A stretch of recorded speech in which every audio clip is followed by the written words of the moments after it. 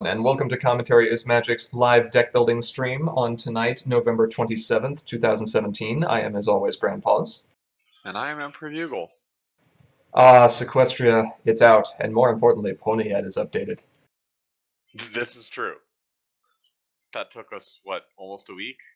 It was close to a week, and I know that multiple times throughout that week, I would go to that website and refresh it despite knowing that it hadn't been updated yet. Just hoping, somehow blindly hoping, we could start the flurry of deck building that always comes with a new set. The flurry heart of deck building? No, not the flurry heart of deck building. That's something else. We don't talk about those decks. So, how has your experience been with Sequestria so far, Bugle?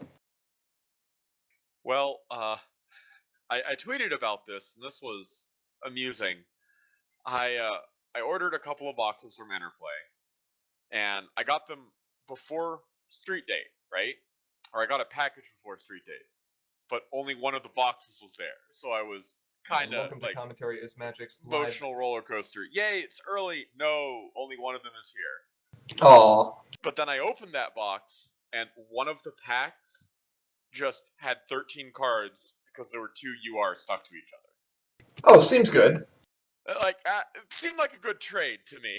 That's okay. I would settle for only having one box if it meant you got an extra quarter of a box in ultra rares from it. Yeah. What, were they any good? Those two were Celestia and Storm King, and I think those are fine. Yeah, they're totally playable. The rest of the box was good too, so. Well, congratulations then. So, we have a few decks tonight that, or a few deck concepts, I should say. And we don't actually have the decks yet. In fact, in the case of several of these, we don't know how to build them. But that's what we're here to do, right? Yeah, exactly. We figured we were going to build these, so we might as well record it. Yep. And I think we're going to go ahead and place an extra little restriction on tonight. I wouldn't view it so much as a restriction, so much as I would view it as a challenge or a new experience. And that is that historically, when you or I or Commentary is Magic have gone and done deck building or come up with deck lists for series like our Deck Discourse, we primarily focus on the competitive format, which is Harmony, or the most popular competitive format, I should say.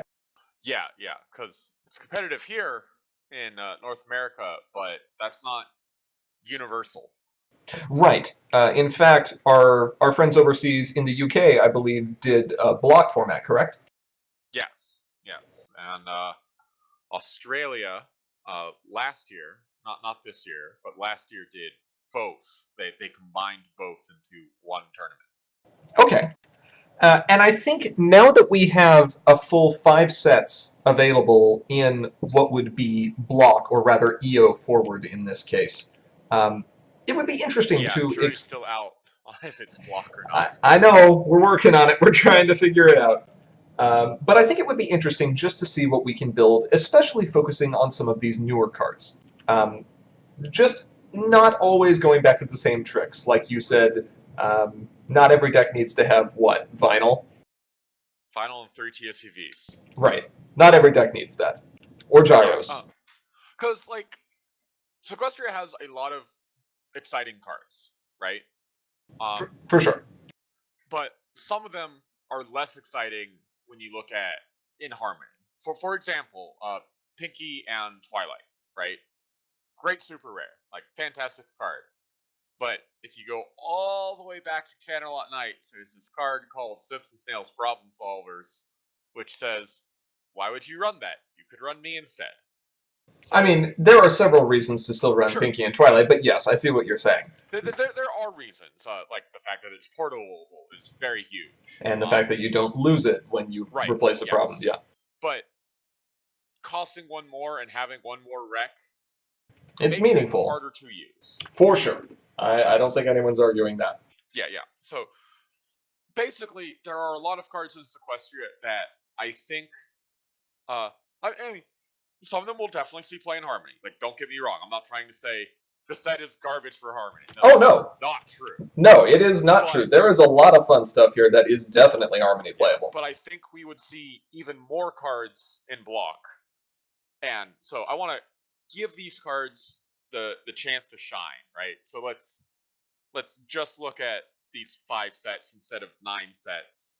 Cause plus 9 sets is so many. Like it does feel like a lot, and it's silly because I know we've done card games that have more sets than this in a single format before, and it's been okay, but it can get really overwhelming. I also would like to see these new cards kind of take a spotlight role. I think that would be fun as well. So, just to clarify for people who may not be familiar with the block divisions right now, the Premier block consists of the sets Premier, Canterlot Knights, the Crystal Games, and Absolute Discord. The Equestrian Odyssey... I'm sorry. It also consists of the Rock and Rave 2-player starter set, as well as the Celestial Solstice kit. Yeah, but some important cards there. Not there many. are Setting Moon, and Vinyl, and Mod. And Berry Punch. Sure, and Berry Punch. And Fixers. Fixers from Rock and Rave. Yeah, those are important. The 10 seconds flat saw a little bit of play as well. Sure. So did a Surprise Party. Yep. The Equestrian Odysseys block currently consists of Equestrian Odysseys, High Magic, Marks in Time, and Defenders of Equestria, with Sequestria and Beyond kind of floating in limbo right now. It's unclear whether or not that is going to be added to the Equestrian Odysseys block, or whether or not it will be the start of Block 3. Yeah, there's been no official word. People have said, well, this is the 5th set since the start of a block, so logically it must be a new block. But other people have said, well, they've not said it is, so why would we think that, or et cetera, et cetera. So we don't know, but we're going to, for the purposes of this stream, we're going to treat it as Equestrian Odysseys block. That's right. So with that, let's go ahead and jump into our first deck building idea. We have a number to choose from. What would you like to start with, Bugle? Blue-purple. Blue-purple. Okay. Now, why is it specifically that you would like to start with blue-purple? Mostly because of the new Twilight and Spike card. I think that card is really, really interesting. And I don't know if it's trying to be an aggro card that can control, or a control card that can aggro. Or, both. Why not both, right? As we learned in memes. Memes and I can't even remember. Road to El Dorado, yes. ¿Por qué no los dos? Why not both? Yeah, Twilight Sparkle and Spike Ultimate Organizers is a very interesting card. And definitely one that would be a lot of fun to use, especially in conjunction with, for example, Spike. Twilight and Spike working with Spike? What? Madness, I know. Well, next you're going to tell me it works with a Twilight, too. It may also work with the Twilight, though probably not quite as well. But Spike Festival Assistant is also an absolute house. Yes. Also new. Yes. Not only does he... We talked about him. We did. He was spoiled. Yes, I He was believe... spoiled really early. I believe that Cursed Chords, or was it Solving Problems, which one of the members of Meticulous Talks really rated Spike quite highly? I don't remember, but yeah, he was pretty high yesterday. So, definitely an interesting card. Great synergy, of course, with Twilight and Spike as the friend card, since at immediate speed you can pay 2 to move your Spike Festival Assistant and move an opposing character home, and then Spike will trigger and move another opposing character home, and he gets bigger in the process. Yeah, so that seems like an okay deal. It's pretty good value. Now, other friends that we probably enjoy moving as well. For example, I know that you would probably agree with me on this one. Rainbow. Is it a pirate? It is a pirate. It is a pirate. Rainbow Dash Pony Pirate is a 2-cost, 2-blue, 2-rec, 2-power friend that says, when you move this card, you may frighten a friend. So now we have the option to... What is blue-purple like doing again? I think it likes moving and frightening. Really? I do believe those are the 2 things that it enjoys doing most. almost seems like that's tailor-made for this deck. It does, doesn't it? It's funny how that works. So with that, I think we can go ahead and start off the deck. Before we even start looking at entry or mains or anything along those lines, let's start getting the key cards that we know are going to do well in here. I think those 9 cards are just being thrown in here. I would have to agree with you.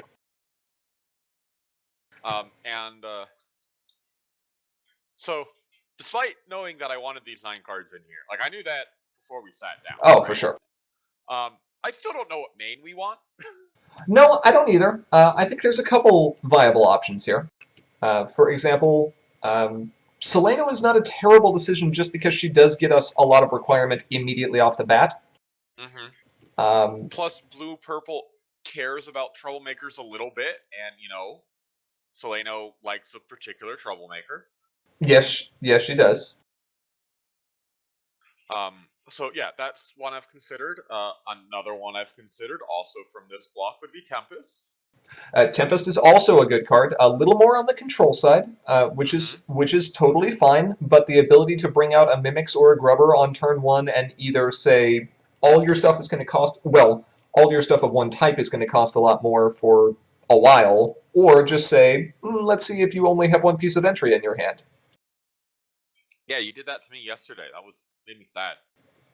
I mean, I'm sure you got your comeuppance. Yeah. So both of those seem like decent options. Just to take a look and see where else we would be at, let's look at some of the other mains. I think we're pretty much guaranteed to be in one of those 2 colors. So we do have a lot of movement. In blue and purple, yeah. I don't think this wants to be 3-color. No, I don't either. And I also don't think it wants to bother with Queen Chrysalis. There's just too many other mains that have more impactful abilities for what we're trying to do. No. So Bluna and Scoots are both fine options. Sure. I think Scoots has a bit of an advantage here since we're more likely to be moving our characters than we are to be constantly replaying them. So I think Scoots is a fine consideration, but her confront requirement can be quite risky. Right. You have to dedicate a lot of slots to the deck to doing it. That means you also have to include things like Grubber, or I'm sorry, not Grubber, Gummy. And if you're including Gummy and you're also running Troublemaker control, then that's lowering your flip average, and he's not actually doing anything for you in the rest of the game. So I think Scoots, as much value as she would provide, might not be the single best choice here. I agree. Bluna, I think, is also probably not correct here as well, simply because we're more interested in moving our characters or our friends rather than our main character, right? We're not trying to play cards from our hand to move Bluna. We're trying to move things around and be tricksy. So exactly. Yeah, we don't have a lot. I mean, we are going to have some cards that are going to be very impactful when we play them, but the reason we're playing them is not necessarily to get a 3-power main character up to a problem. We want to save those. Free moves are bad or anything.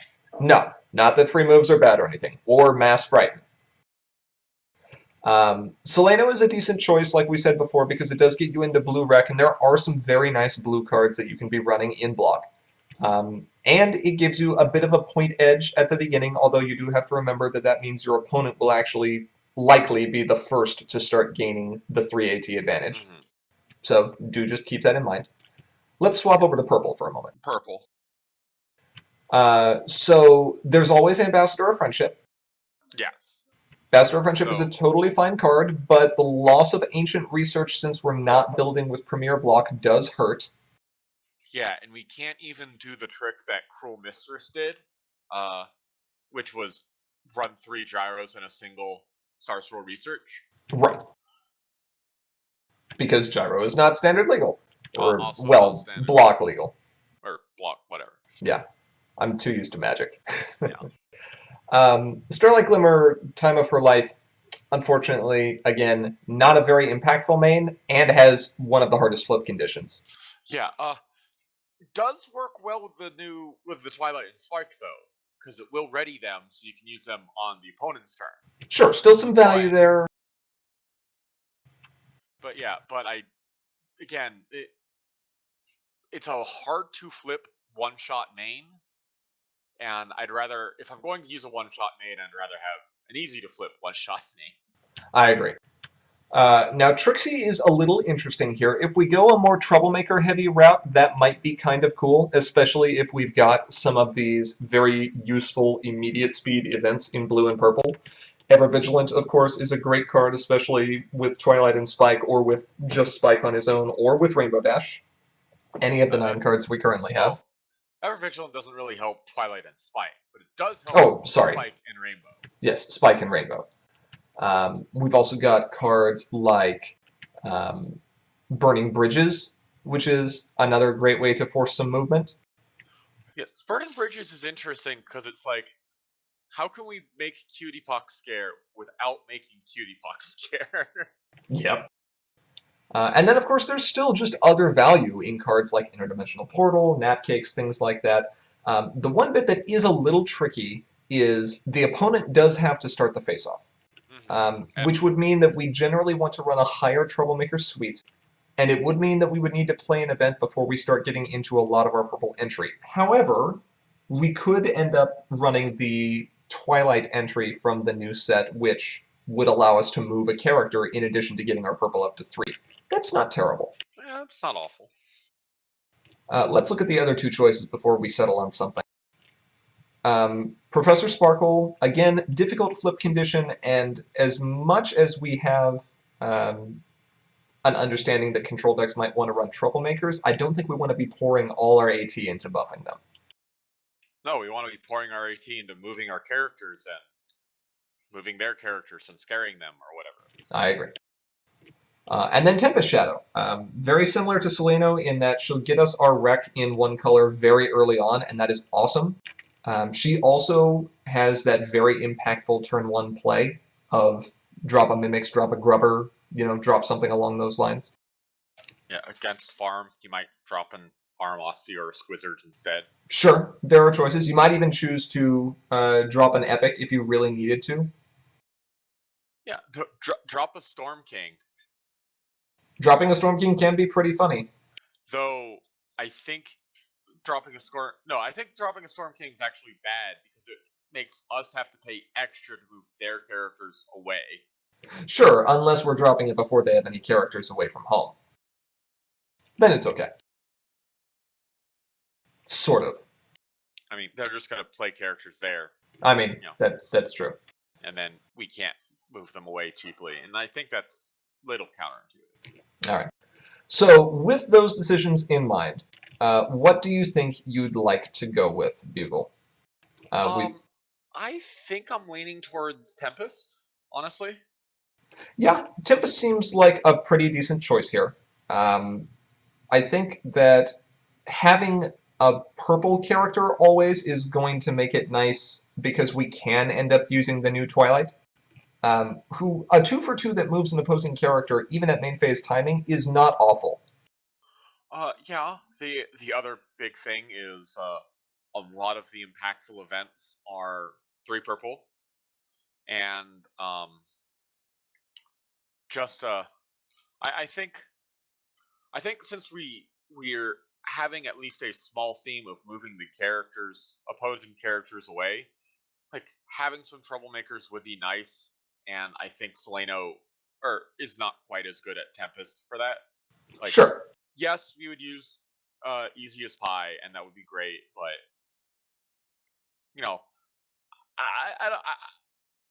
I think putting a Troublemaker into play is just more impactful than scoring 2 points.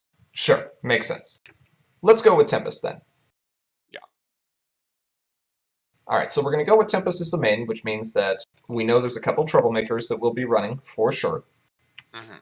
We'll definitely include at least 1 Grubber. I think including at least 1 Mimics is also a fine decision.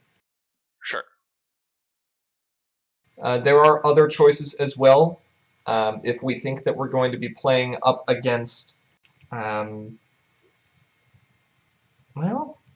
the thing is, running Tempest Shadow is not as good unless you're running multiple of them and also expecting the opposing main to be one with a difficult flip condition. If we go up against another Tempest or a Seleno or something along those lines, then that card becomes a lot worse. And we also can't get value out of it in the same way we can with Grubber or Mimics by bringing it into play from our deck face up. Nope. Yeah, I was going to suggest Chrysalis, but remembered, no wait, that also doesn't help. Nope, it's unfortunately not great. Now, Trixie isn't bad, but she does end up hurting us if we get our characters there. Smooze is also not bad, but again, same issue. If he's not being uncovered, you lose a lot of the value. Yeah. Yeah, I'd say Smooth is bad if you are tutoring them up. Yeah. For now, let's just stick with those, and we can fill in some of the rest of the deck, and we'll figure out how many copies of those we'd like to run. Maybe we need more, maybe we don't. We'll find out. Yeah. So I think I know what I personally would like as an entry suite. I don't know how much you'll agree here. Okay, let's see what you got. So blue, we just got a slightly okay blue entry that we may or may not have raved about already. Yeah, it might be an okay card. It might already be in here as the 3F. Yeah. So yeah, three loyal ponies. Sure. I'm also thinking, since we're 2 colors, we don't need barrel. Instead, we can use motivational speech. I agree. I think motivational speech is good. Also a nice high flip average. I don't know if I want 2 or 3. I'm thinking 2. And my third one is probably going to be a little weird. I am actually thinking the main 6 Undersea Explorers. Because we're moving our characters around a lot, so, we can benefit from the Traveler here. For sure. I think main 6 Undersea Explorers is not a terrible decision in any deck that's going to be having a lot of movement. And since we're going to have a lot of friends we'd probably like to move quite a bit, I would imagine we'll have some cost reduction for movement in there through things like calling the Dream Cavalry. And that can make getting main 6 up to a level that is acceptable to still remove a power counter and have enough wreck a pretty decent choice. Now, I've never used main 6 as entry, like even in the pre-release. Like I included them as entry, but I never wound up using them as entry due to other circumstances or not. So this might wind up being a little risky, in which case I would replace them with tank. But for now, I want to try them, see how they work out. Okay, we can see how it looks, and if there's enough support that we feel in the deck, then we'll leave them, and if not, we'll change them over to tank, and that'll be fine. Though speaking of calling the Dream Cavalry, I think you're right. We need, what, 2 of those? At least 2, yeah. Calling the Dream Cavalry is quite good. I might hesitate to include the third one only because it is in our off color. Yeah. The other reason is I'm kind of thinking we want to add some Ever Vigilance too, and we don't want to have just load up on Ever Vigilant and Dream Cavalry. That's true. I mean, the big value you get out of Dream Cavalry is with 2 particular friends we've got right now. Spike Festival Assistant and Rainbow Dash Pony Pirate. You get, or rather Pirate Pony. I think Ponyhead has it wrong. Getting either of those 2 cards to the point where you can move them for 1 means Spike just becomes 1 AT, get your friend bigger, move an opposing character, which is very good. And Pirate Pony becomes, well, like you said, Zap. Zap. Yeah. Zap's Chaos, to be more specific. Pay 1 AT, frighten an opposing friend. Granted, the opponent does have windows that they can react to in there, but it's pretty similar. Okay, so I think those are probably fine. But yeah, and I also would like 2 Ever Vigilance just because it is immediate. It lets us move our spikes and our Rainbow Dashes on the opponent's turn. Sure, makes sense. I think that's totally fine. While we're sitting here looking at immediates, I think Burrito Attack, Chipotle Attack, Sapotle Attack, if we're being specific, would be a good event because it is a lower rec than what we'd find with Rutherford, and I don't think we're going to care as much about having bodies on the field if they're not going to be impactful. Yeah, Rutherford's 4 is rough. Like, you don't even get 4 with motivational speech. So, 2 is nicer.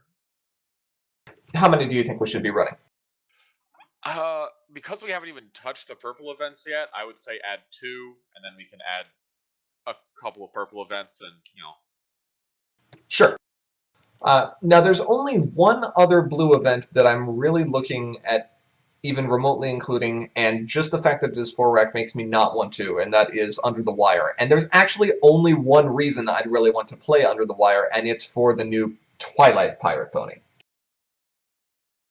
that would be 5 AT and 2 and 4 blue rec. Yeah, that's harsh. It's pretty harsh. So I'm thinking that's probably not great. No. A Changeling Can Change could be good, but we can come back to that later. Yeah, well, if we need it, we can add it. All right, so actually, before we go to the purple events, let's look at just some purple friends we might want. Well, since Tempest can flip on turn 1, I think we can go right to events. We can come back to friends later. Oh yeah, Similo Duplexus, totally. Maybe not? Not in this deck. Okay. Well, no, it does work well with Twilight and Spike. No. Because you confront one problem twice, and then you move over to the other problem, and no, you confront that twice. No, we have better things. Okay. We have better things to do with 4AT than that. Luna's Banishment. Luna's Future. Luna's Banishment is not yes. yet a canon song. See, Aura, I'm not the only one who does it. That card does deserve this nickname. Well, it's because you.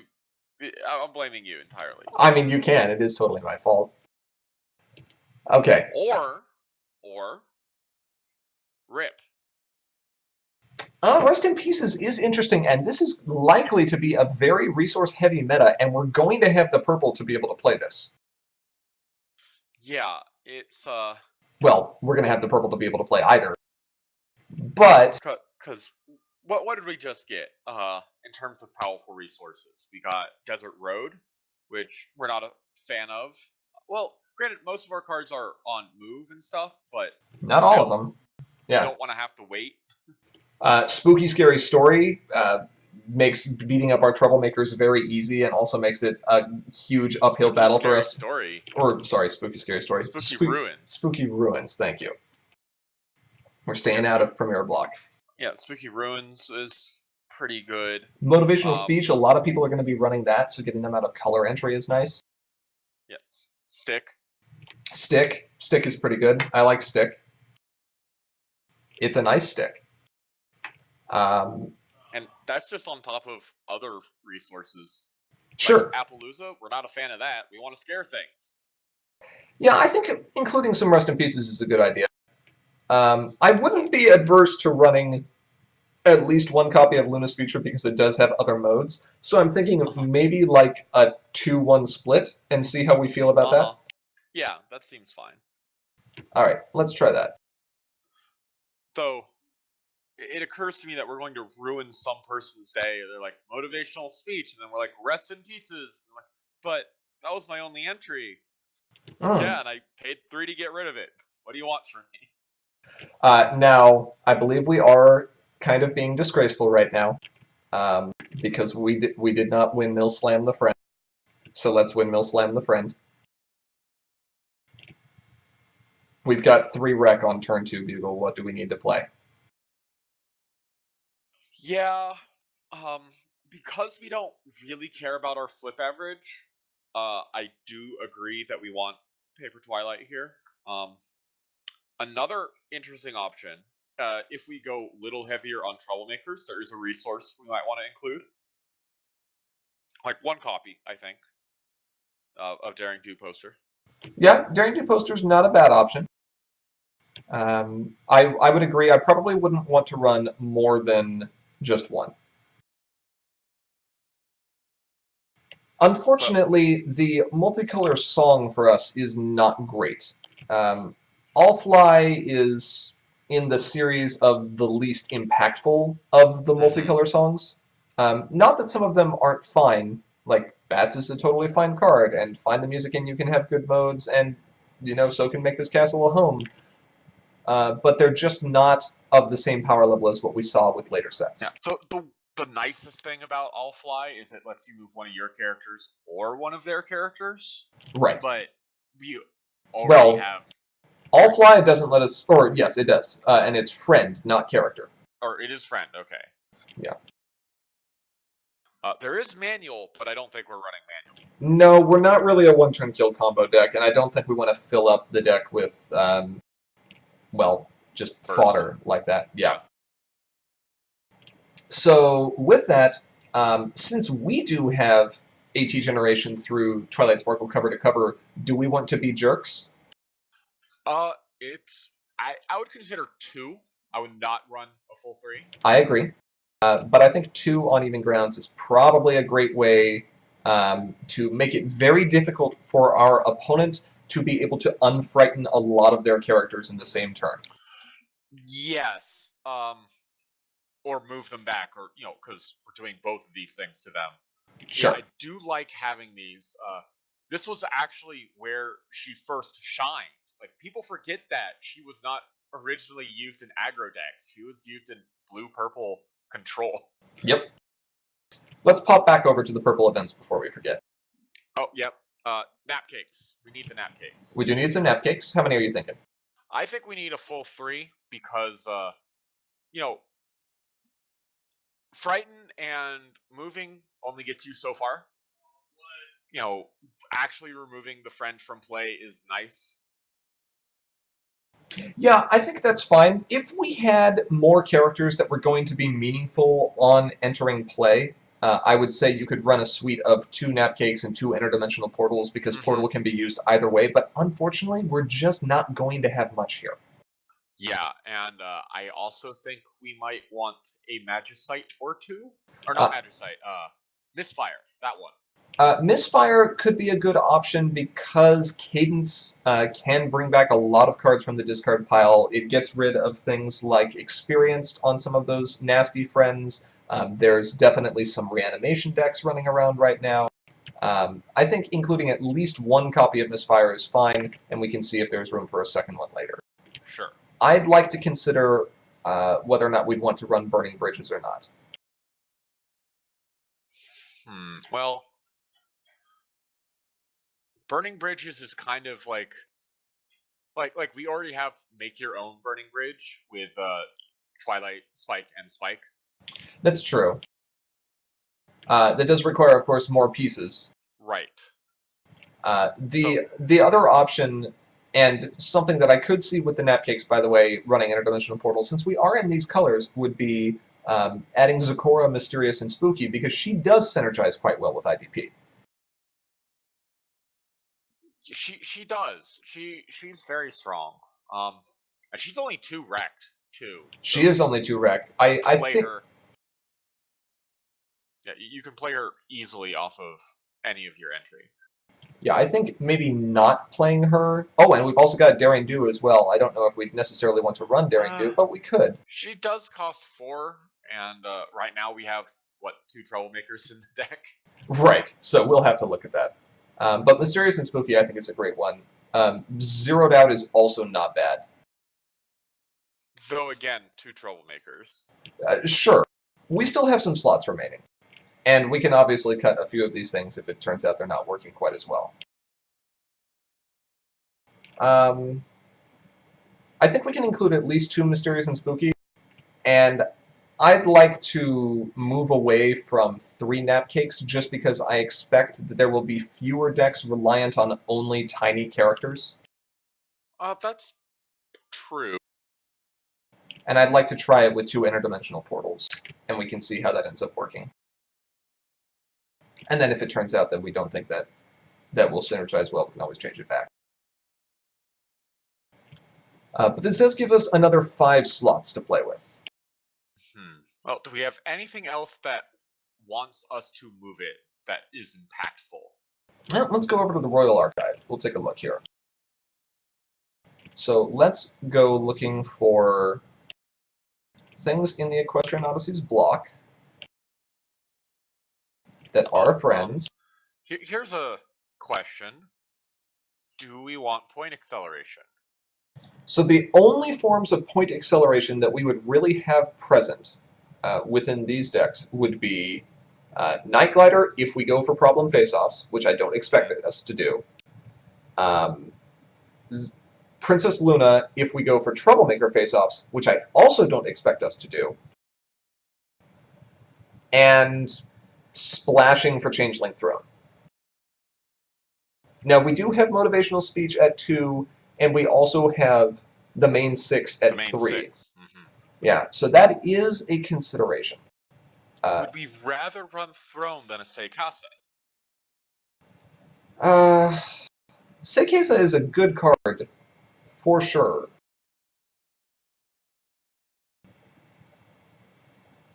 But it is 3, so it's harder to... Well, they're both 3. They're both 3 rec. The rec doesn't actually matter at all. Well, it's harder to play off of the main 6, is the big thing. Right. Because you need to have 2 counters on. Right, but I mean the rec between the 2 of them doesn't matter at all because it is right. It is 3. They're both 3. The tricky thing with that as well is there is a lot of friend removal. I'm kind of tempted to say some throne or a throne might not be a bad idea. We don't have any method of tutoring our friends as it is, so we already can't tutor out a Seikasa. Mm-hmm. We'll have a little bit of Meticulous through the cover to covers.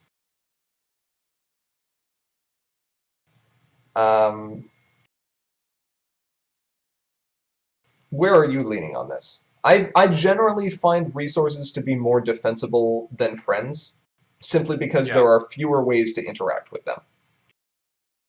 My worry is that if we're spending the AT on the throne, we're not spending the AT on stopping them from confronting. Right. My concern is, I know we can stop them from confronting at least one problem. Do we think we can reliably stop them from confronting both? 2, right. If we think we can build the deck in such a manner as to allow that to happen, which in my mind would involve running some zeroed outs to get extra value out of this and somehow find ways to cut cards to get more troublemakers, because it turns out that Interdimensional Portal plus find a troublemaker from your deck is pretty good. Yes. That would be something I'd feel more comfortable running Seikasa with. Otherwise, if we think we're just trying to stall out the opponent, and just make it very, very difficult for them to be able to come back, in that case, I would say that using a throne might be a better decision. Mm-hmm. Which direction do you want to lean? Well, the alternative, of course, is we could just try confronting. But I'm not super liking that. It is a little risky. I mean, we're going to have some big characters. At the very least, Spike is going to be, decently sized. Right. Twilight and Spike. Travelers work for that as well. Right. Or Explorers, rather. I think that's a perfectly fine strategy to have. Is that just the Swift one? Yeah, it's just the Swift one. And unfortunately, it's inefficient to play. Yeah. I think I like going a little heavier on the troublemakers. Okay. So going the Seikasa route. Okay, so let's bring each of those up here. We'll include a Seikasa. Just one.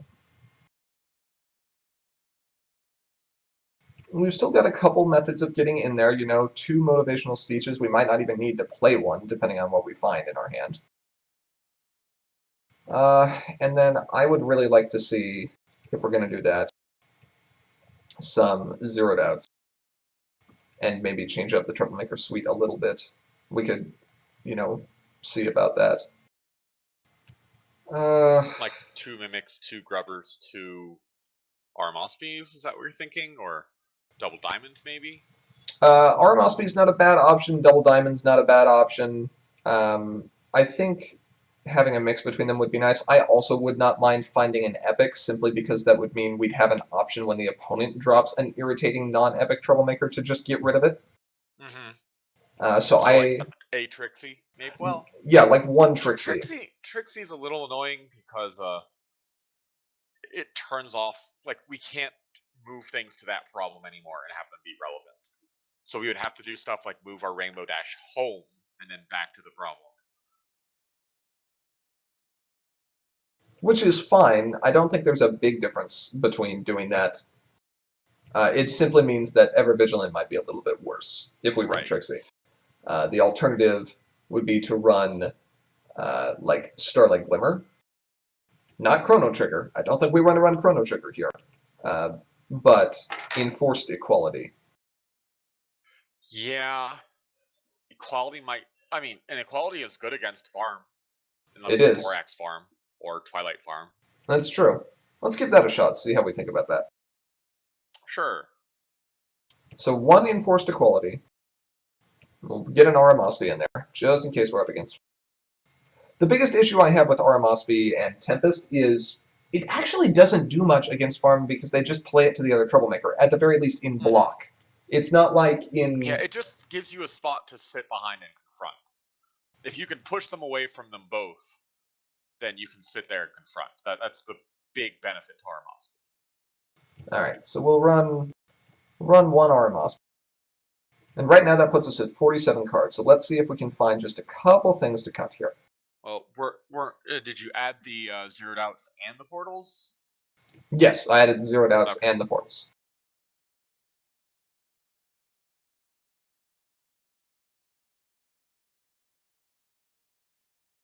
How many troublemakers are we at? Still 6? We're still at six Troublemakers. How many events do we have? Or do we have too many? Like, this is a thing that can happen. 2, 4, 6, 8, 10, 12, 14.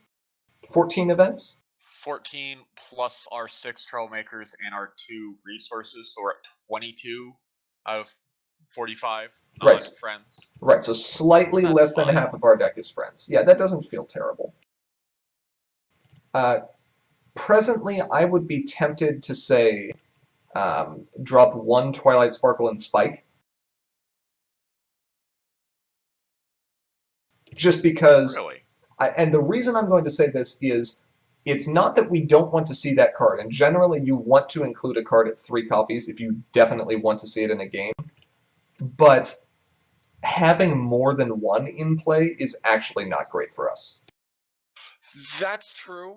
I mean, we could. I mean, I'm not feeling too awful about paying 4 to move like 4 things of theirs home, but rarely would you want to do that. Yeah. So yeah, having 2 is probably fine because surprise, surprise, Twilight and Rainbow, or not Twilight, Spike and Rainbow work on their own. They don't need Twilight and Spike to work. Exactly. Exactly. They do a lot of work individually. And we do have the column, the Dream Calories, here to support that as well. I think...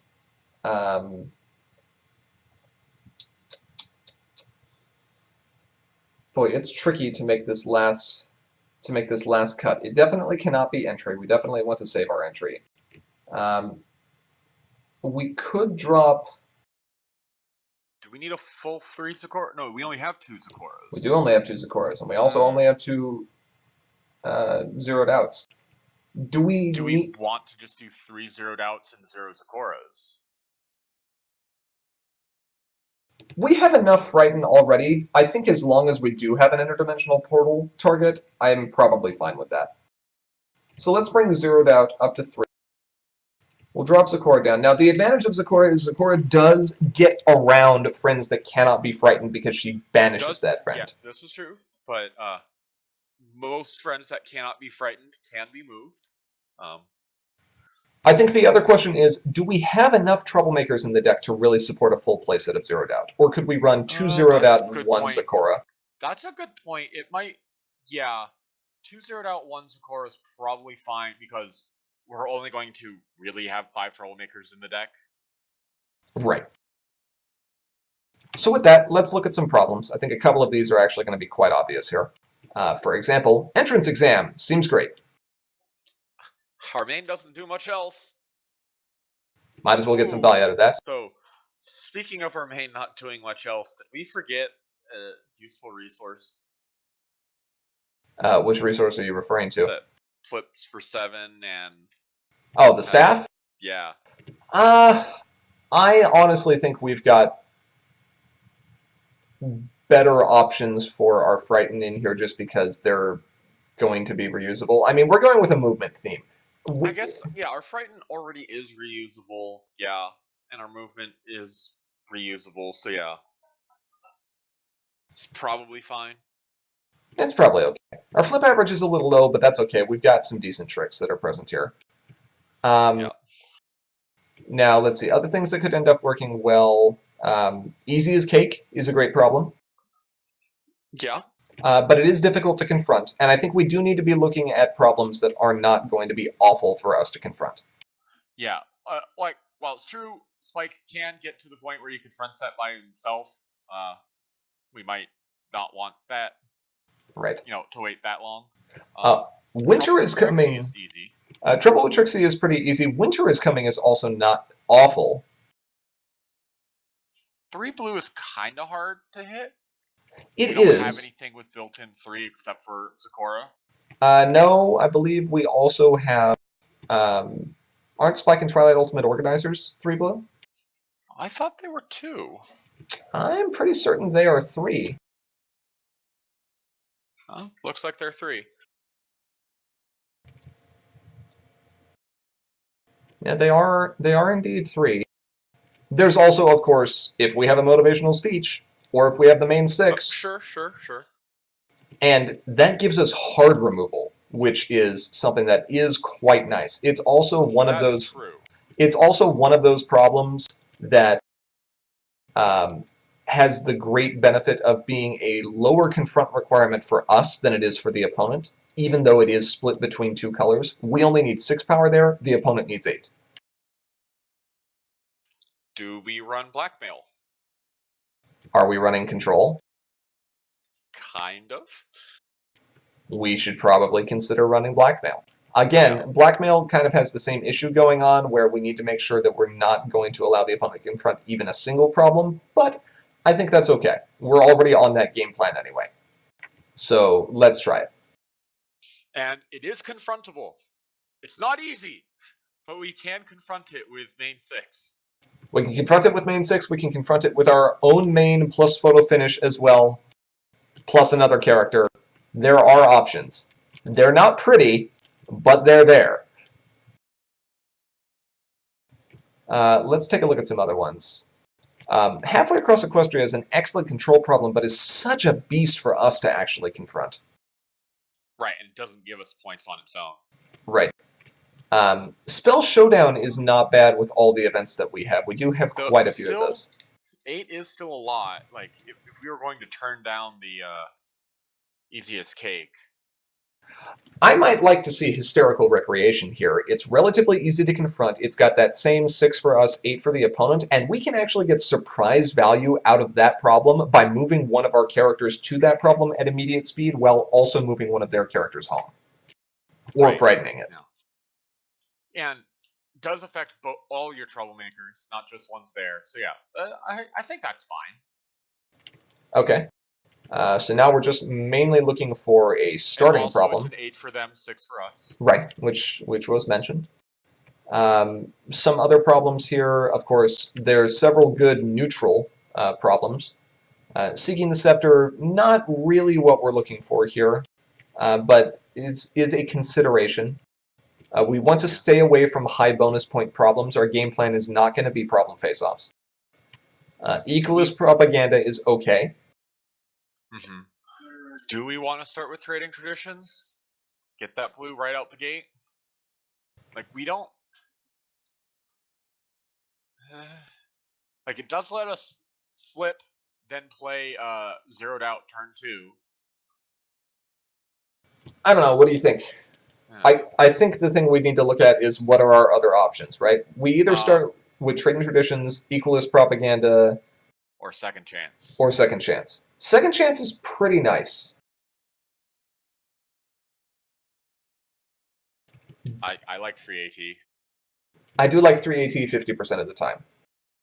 Plus that lets us go turn 1 flip, turn 2 Paper Twilight, Paper Twilight. Oh, okay, we're in Christmas land again. I mean, it is after Thanksgiving. I mean, you saw that duel. I did see that duel. It was silly. It probably shouldn't have gone that way. We could just run one of each, honestly. It's not terrible to have an option that is, Options. yeah, Trading Traditions might be nicer against the Tempest Mirror, where our entry might be snagged, and Second Chance might be nicer against aggro decks, especially aggro decks Sure. with Yeah. Let's incredibly go with bursty that. things like Skystar. Let's go with one of each. All right, so let's take a look at where we're at here. Somehow we have managed to come up with a flip average of exactly 3.00 with two significant figures. Seems good. And that's with 3 zeros and 3 ones. That is with 3 zeros. Almost all of our deck is centered on a 2 cost for cards to be able to play. That means that our early game is going to be relatively rough. We want to try to find stuff with a lot of value in the early game, specifically our Paper Twilights, and to be able to stall for time with our Troublemakers until we can build up a hand good enough to have more explosive burst turns. Ideally, the best thing we could really do is have the opponent dedicate a lot of their resources, whether it be cards in hand, AT, friends, whatever, to setting up to challenge one of our Troublemakers, only for us to just respond in kind and move everything back home. Right. Or frighten it. Or both. Play a Loyal Pony into Rainbow into Ever Vigilant, or not Ever Vigilant. Call in the Dream Dream Cavalry. Cavalry into running around scaring everything. I'm a pirate. Yar yar har har. Do what you want because a pirate is free. Overall, I think we've covered pretty much all our bases, right? We've got our resource removal. 3 pieces, although 2 of them Did we are wind up mass. with the Daring Do poster? We did not. Do we think that's worth it with 6 Troublemakers?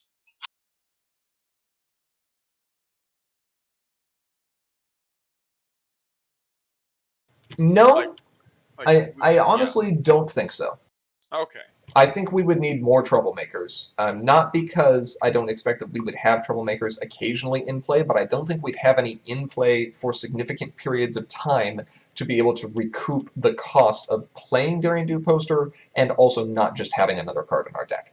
Sure. Okay. Some good options for immediate speed movement, immediate speed flickering, banishment, frightening, bringing Troublemakers into play. There's a lot of immediate speed tricks here. Heck, we can even, if we have no other option, interdimensional Loyal Pony to get a free movement on one of our other characters. That's pretty good. That's pretty spicy. Portal Loyal Pony into Pirate Pony or Spike. That seems great. That seems fine. However, we should never, ever, ever portal our Spike. We should not ever portal our Spike. Is very bad. So, I guess another tech play, if you have 4 AT, is portal Twilight and Spike, and exhaust the Twilight and Spike to ready them, and then use them. Oh sure, I did that with Sweetie Belle and Luna's Future. That was fun. We can also, of course, Luna's Future if the opponent is just not playing resources. That can be a fun kind of end of our turn trick. Yep. Yeah, So Luna's futuring a Zecora is really weird. It is really weird because of how end of turn timing works. The card actually would be banished until the end of our opponent's turn, based on our current understanding of the comprehensive rules. Right. At which point it's frightened. Correct. On your turn. Well, at which point it enters play frightened. Well, yeah, enters play frightened, but it is frightened during the entirety of your next turn. So it's like you got a full, like more than 100% value. That's like almost cheating. It's pretty good value. Because it's gone on your turn, or it's gone on their turn, and then they can't even rally it right away. Yeah.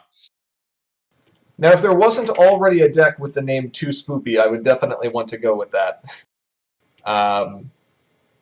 Do you have... Gotta go Spoopy? Because it's fast? Scary? Pirates are scurry. Yeah, And we only have the 3 pirates, so we can't name this. We can't make this really a pirate themed deck. I don't think. That's true. It's not really pirate themed. We don't even have pirate ship here.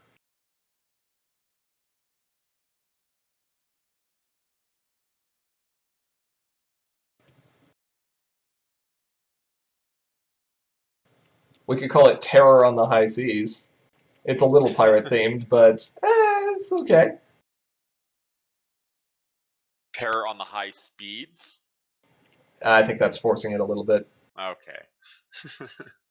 I think we need something with movement here because this is primarily like we have some scary stuff, but it really is primarily movement themed. I like to move it, move it. One, I hate you. Two, you're probably correct. Right? And then you point to the opponent after you say that 3 times, and you say, "You like to," with a big old grin on your face. And they also say, "I hate you," and then And begrudgingly continue. correct. Okay, sure. Seems like a decent enough option. Sure. Okay. Yeah.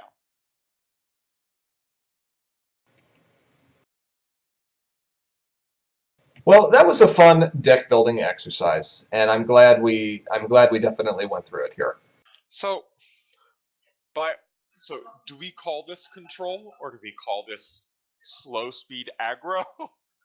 I think this is definitely more of a control deck. If we look at what our aggro tools actually are, they're almost non-existent. Our entry gets big and spike gets big, but the whole point of entry getting bigger is so we can play some of our cards, and the whole point of Yeah. spike getting bigger Yeah. is because we're moving our opponent's characters. This may be in an aggro color, but it is not doing aggro things. Yeah. That's probably true. But it is a faster deck than a lot of the control we're used to seeing, at least lately. It is. It is a much faster control deck. And that would be great in the early game, and we'll have to see what ends up happening with that in the late game as well, because it might not necessarily be as impactful later. Time will just tell. But it is a fun deck. Definitely some cool synergies going on, some fun cards, decent options, decent diversity. I kind of like it. Yeah. Yeah.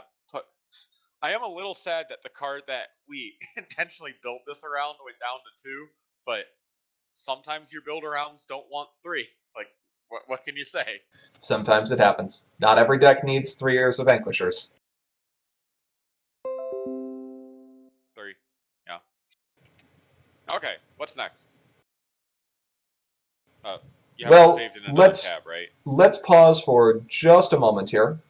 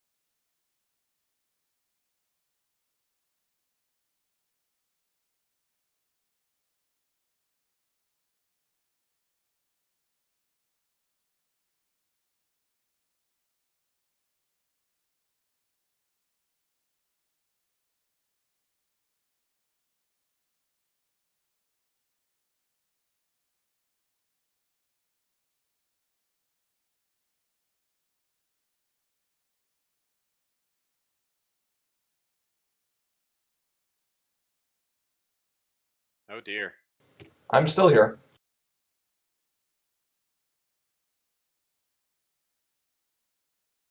Well, our stream went black. Okay.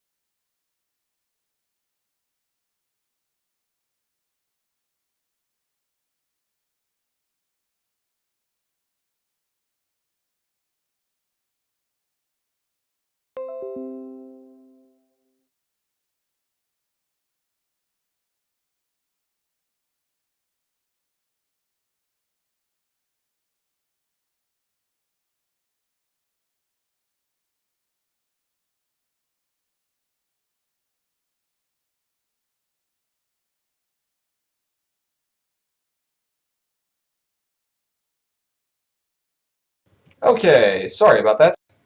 Just had some technical difficulties. Um, but I think for now, we'll go ahead and call the stream for tonight, just so we can save some of these ideas. That took a little longer than I was thinking for a single deck. Was about an hour, yeah. But we definitely have some other ideas as well. What would you like to build next, Bugle? Next time we do deck building? I have been looking at Applejack Pink.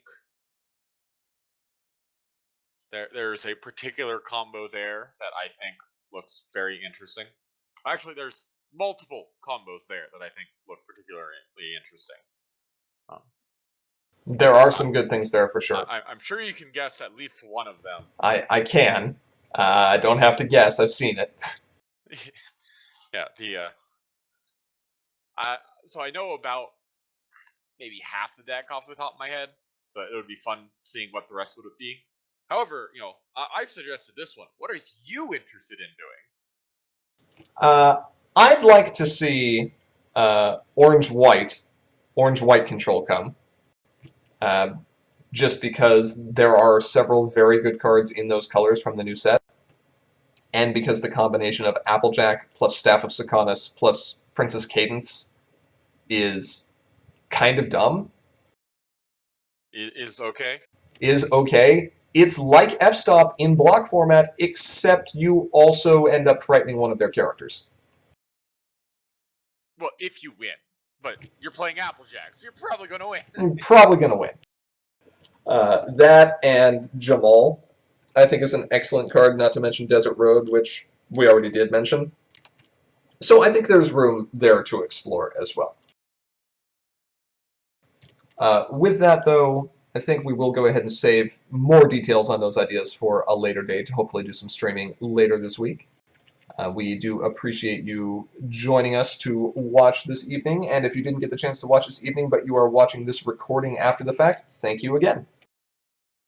Until next time, though, I am, as always, Grandpaws. I'm Emperor Bugle, and Fairy Cards wants us to build with Poppy. Okay, Fairy, we'll take a look at it. Poppy randomness coming up. We'll see you next time. Bye.